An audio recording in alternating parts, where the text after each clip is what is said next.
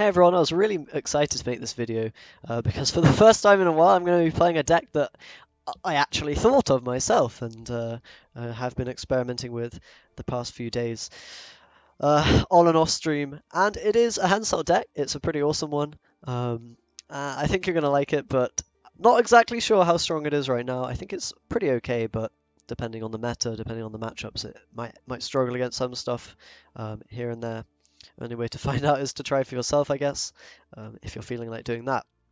But basically, the idea is you're just doing a ton of boosting of all your units and really profiting on the synergies that Northern Realms has with the boost archetype. And we also have human synergy in the deck as well, with pretty much all of the minions being actual humans, which obviously is going to help things like Doppler to get really, really massive value, and also stuff like Black Railer to be a pretty nice sort of finisher card or just damage in a lot of situations. So yeah, it's a pretty funky deck. I haven't really seen many Henselt decks being played.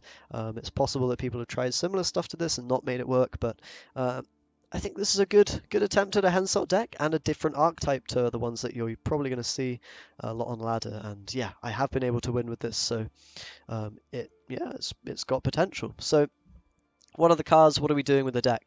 Well, the deck is kind of relying more on its bronze core than anything else, which is kind of a weird one, but Henselt does facilitate that, him allowing you to play, of course, a copy of a bronze card from your deck. In fact, any allied unit, but of course, yeah, you're usually going to have multiple copies of bronzes, right? So quite often you're using this Henselt ability on either a Doppler early in the game, or if you can get a Doppler late in the game, then that's really, really good. Typically you want to use Henselt as a finisher rather than in round one, similar to most leader abilities like Iced or whatever, Bruiser. If you can avoid using it round one, that's really optimal. But yeah, you can use him Doppler if you don't find your Doppler early game. You can use him on Temerian Infantry or Lyrian Scytheman, all of which can be worth a crap ton of points. So all these cards are basically synergizing with boosted units. So Doppler itself is not doing that. It is synergizing on how many humans you have in hand, but since your deck pretty much entirely consists of human units, that's not really ever an issue. Doppler's going to be always pretty much 8 or 9 points, which is really, really insane for a 6 provision card. The Lyrian Scytheman can get up to like 10 value for 4 provisions, which is amazing, of course. And Temerian Infantryman, similar amounts of points, maybe a little bit less since they have the row requirement. So Henselt is going to typically be used on one of those 3 units. Scytheman is a good target if you have a lot of boosted guys, similar with infantry, and Doppler if you don't, but have a lot of humans in hand later in the game, and Doppler's available to pull out. So that's kind of the idea with the Henselt. And then the rest of the bronze package is just kind of, facilitating the boost synergy and the human synergy. We have field medics to boost adjacent units up. We have Kedwenny sergeants to do some boosting. We have Tridem infantry, which of course are really nice when you're boosting everything. We have the infantry, the poor fucking infantry, which boost themselves, of course. And this just allows you to basically get a massively boosted up row, and you'll see we have more cards that even synergize with that. So the bronze core there, just really working to allow you to have a lot of boosted up humans, basically. We have Black Railer. Now this is, of course, great when you're running a lot of humans. She can sometimes be tricky to fit in as a removal card, as you want to save her for when you have a lot of humans on the board. It takes a while to ramp that up, so she's not the best removal option. She kind of just acts as another kind of way to get a lot of points in a longer round. Kind of like an engine. We have Anna, and she's really good when everything's getting boosted, it turns out. An awesome engine. 2 points per turn if you do boost her, and she can get insane amounts of value if she's not answered. Really, really nice. And of course, human synergy, why not? We have Death Mold, which quite often will get moved around and you won't find value from, but if you're baiting out removal with him, or if you're able to boost him and then use his order effect, he's pretty valuable. So that's why I've got him in there. You could probably cut him for something else if you really wanted to. Ronvid is really, really nice in this deck because he's first off boosting himself and allowing all your guys to get value in round 1 or whenever you play him. And if you play him early in the game, he can then be resummoned as a soldier, a human on the board, which also can then be boosted, right? So he's basically providing an extra body for all these boosts to work on and giving a little bit of carryover and even working as a boosted unit in the round you play him. So really, really awesome addition to the deck. We have Vest just for a bit of removal. I think she's pretty good, and you know that order effect can sometimes be used on death mode. It's pretty niche, but you know giving the Zeal can do something sometimes. But yeah, she's mostly there just for a bit of damage. We have Gimpy, similar reason, just good solid cards, both allowing you to remove some units of your opponent, and they're both humans. Of course, that's important in this racism deck. We only like humans here, apparently. We have King of Beggars, which is really, really nice to boost all your low strength cards, especially stuff like Field Medic, which normally won't be boosted, but can get boosted by King of Beggars if he's allowed to survive. Unicorn Kyrenex are very good in every deck, and Unicorn is boosting, so why not? We'll roll with it. It's very good, right? And of course, Kyrenex for removal, very helpful. We have Geralt to punish tall units, otherwise we're not really able to punish that. But with Geralt, he's finding a lot of value against iced monsters and occasionally against Squirtle, amongst other things. So Geralt's really, really good. And Horn is just mwah, beautiful. 15 points for 14 provisions, very, very good. And it boosts everything if they're not already boosted. So you can imagine the synergy going on there. So typically with this deck, you want to just stack up a row really hard. Can be a bit vulnerable for that reason to Lacerate and Yerden and stuff like that. So maybe avoid row stacking if you're against Iced, because he's typically running Lacerate. But yeah, very cool. Can get a crap ton of points, and it does. It works on its own, you know, it can do its own thing, but can also remove a lot of units from the opponent. So I don't know, it plays differently to a lot of decks, and it feels really fun to play, at least for me. So if you want to give it a go, feel free to. But either way, let's jump into a game now and see how it plays. Alright guys, looks like we're going to be up against Usurper, so won't be able to use the Henselt ability that we normally would. Got to keep that in mind, of course. But let's see what we've got here. So, got a Doppler, that's always good to see. The rest of the hand is fine. Death mode, yeah, sure, why not? Tridem infantry. Okay, we could probably just hold on to everything here. Save our mulligans for later in the game. Saving mulligans is going to be important with this deck because we don't have any thinning really to speak of. Apart from Henselt, which in this game is going to be shut down. So yeah, we need to be a little bit worried about all of that stuff. Mulligans are going to allow us to get our really good cards later in the game if we can hold on to those. So right off the bat, we're getting offered a pretty nice Geralt. I think we're pretty happy to go with Doppler though, just to start with. There's no reason to Geralt. We can always do that in a turn or whatever. Doppler does seem fine, and we're probably going on to the range row with everything here. Doesn't really matter because, in our hand we don't have too many cards that warrant us playing a row stacked row apart from Commander's Horn, but just good habit to choose the correct row to go into. And here, since we have death mode, we may as well go into that row with the rest of our units. Otherwise, normally you want to go front row probably as the row stacking row, because you've got units with reach attached to them. To be fair, Gimpy Gerwin does have that tag on him, so something to think about maybe. Shouldn't be playing in the back row, but I think it's okay, since we're more likely to play death mode this round than Gimpy. That might not actually be true, who knows. We can probably go with the Tridam now though, I think. Could also go with Geralt. I think Geralt maybe would be fine as well, but he's not going to pass yet, so just play Tridam, see if he's got any removal for it.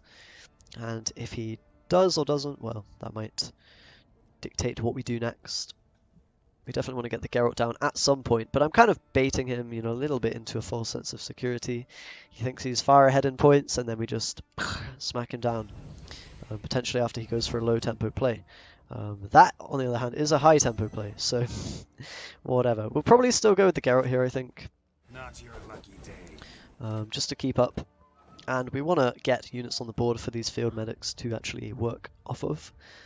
We could maybe play Gimpy soon as well. Need to identify what he's playing as well. We don't really know. It could be something weird like Shoop. Could be a perfectly normal Usurper deck, whatever that means.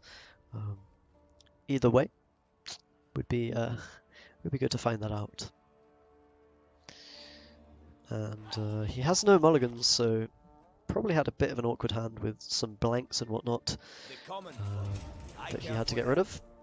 Okay, Peter's pretty good, but it's nice that we get that out of him already. Won't be worried about that later on. And I think, yeah, Field Medic here.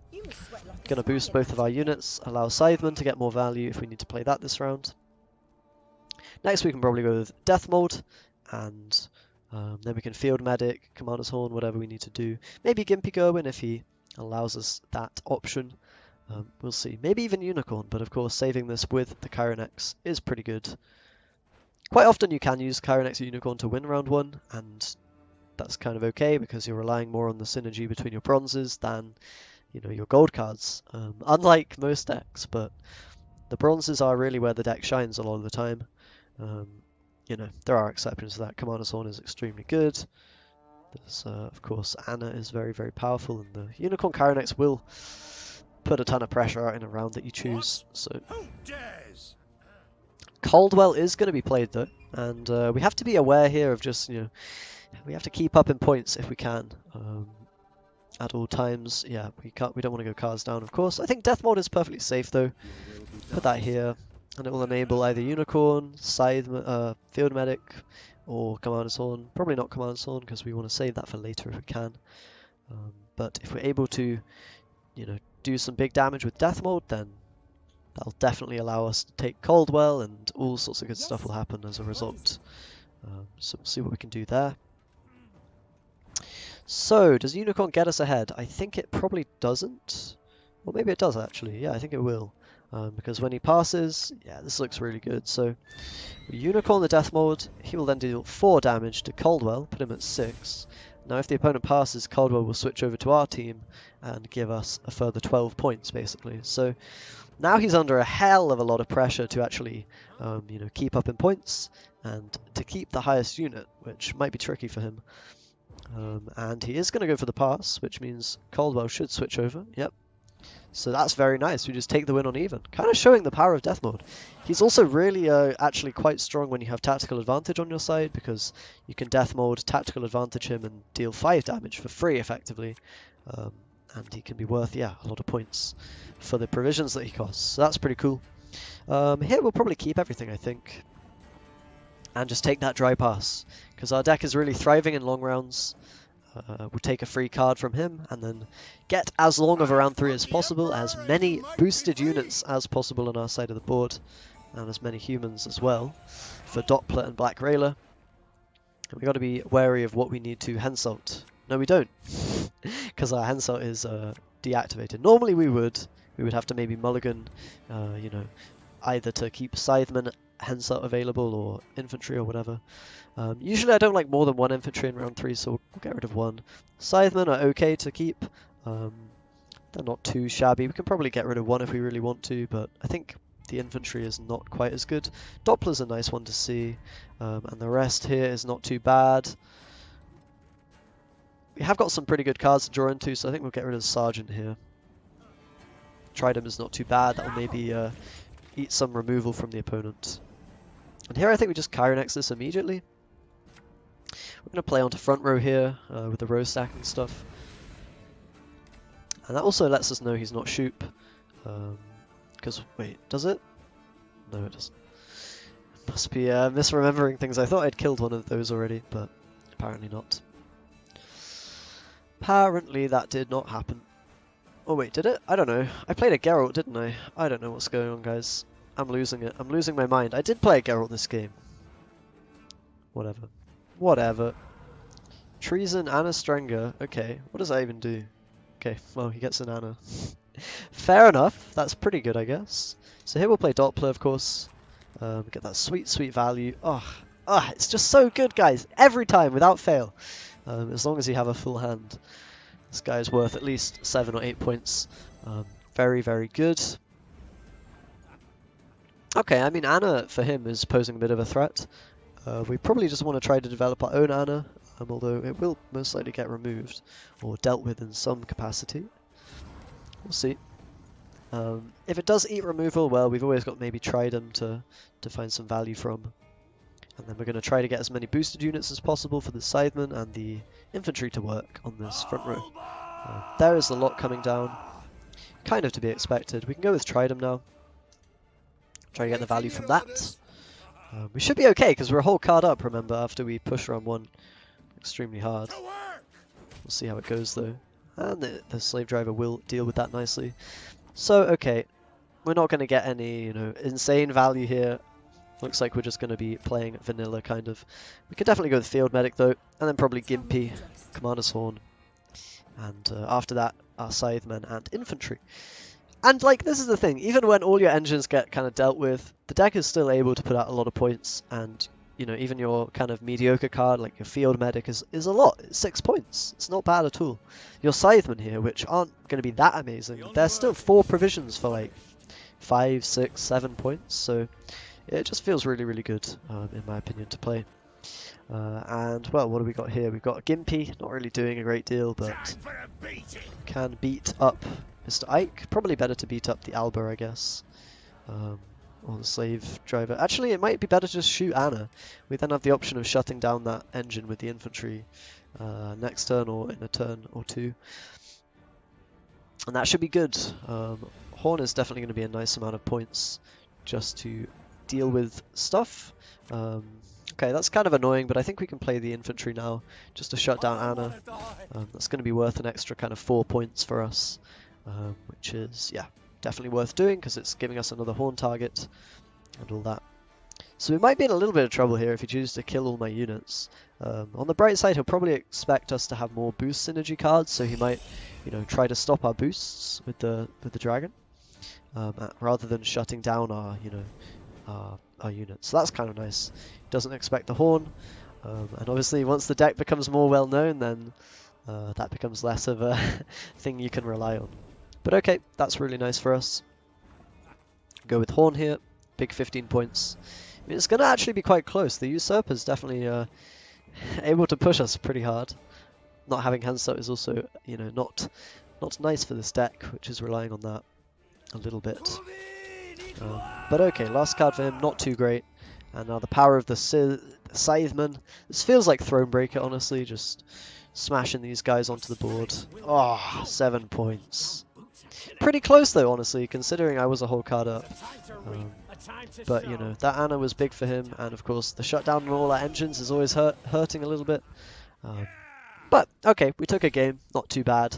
And it didn't play out normally with our Henselt not being available. So, yeah, give this one a go, guys, if you want. It's pretty fun. It won't win every game, and it's probably not, you know, tier 1 necessarily, but I do really enjoy this, and it's quite a nice little archetype and a lot of fun to kind of sequence your plays properly and have all those combos going off. So, yeah, I hope you enjoyed this one.